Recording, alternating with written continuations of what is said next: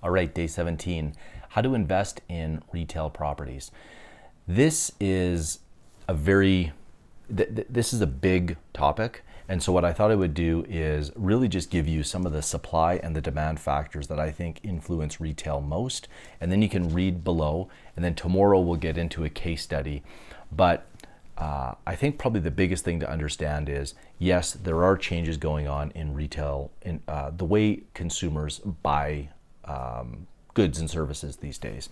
So for me, I'm really focused on retail properties that are service oriented, that I believe have a long runway, if you will, right? Grocery stores, gas, medical, really more service based retail uses. I'm also looking at what's going on with e-commerce and the trend, if you will, of clicks to bricks, which is that's a concept that gets thrown around a lot in commercial real estate. And really the idea is consumers are going online, they're researching, they're doing their homework, and then they go into a store to purchase whatever, to purchase the electronics or the TV or whatever it happens to be. The reason that's important is some of these larger format, big box they call it, like think of a Best Buy or a Staples, or those would be kind of two good examples. They are in the process, or at least from my research, they're looking at how can they reduce the footprint, because retail space is very expensive.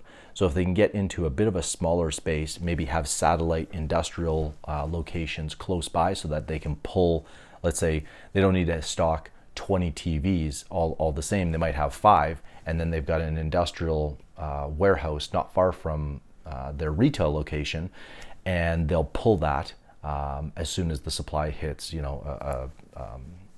gets too low inside the store. So these are all kind of considerations and factors that are influencing the demand for retail. But if you can, I think probably some of the key factors to consider when looking at retail properties to invest in. Number one, consumer income. Number two, population, or the number of households. And number three would be consumer expenditures. So those three are really the driving forces. And then obviously when you look at the other side of the coin, which is supply, like how much supply is out there. I mean, I live in a very, it's the west end of Calgary. It's a very nice and kind of affluent area. And for the longest time, retail vacancy was near zero. Today, developers have caught on, and you're just seeing more and more new development come up here. So even though all three demand factors are in play, high consumer income, lots of a growing population, more and more households, more and more people moving up here, and high consumer expenditure. The challenge is if you oversupply with retail, you will have vacancies. I mean, people, tenants and or consumers, if they have 4 grocery stores to go to, for example, it just lowers the sales per square foot, which is a term or a metric that grocery stores or gas bars or any, they're always talking about sales per square foot. I don't think you need to get that deep right now.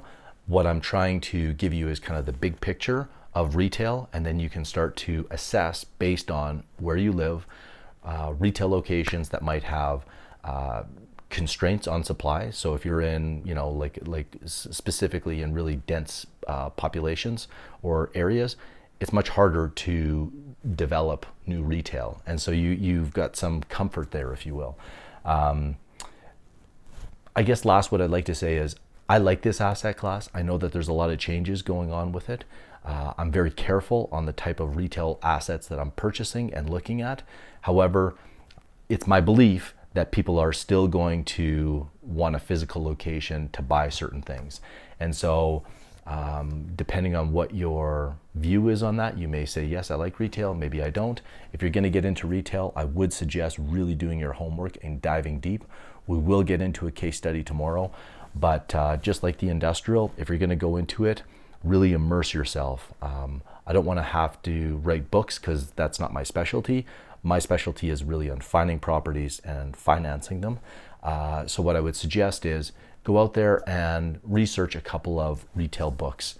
I'll also have some images below so that you can kind of look at some of the factors that I look at when I'm looking at retail properties. And yeah, we'll see you tomorrow. Do the homework, comment below, and we'll get into the case study on day 18. Bye for now.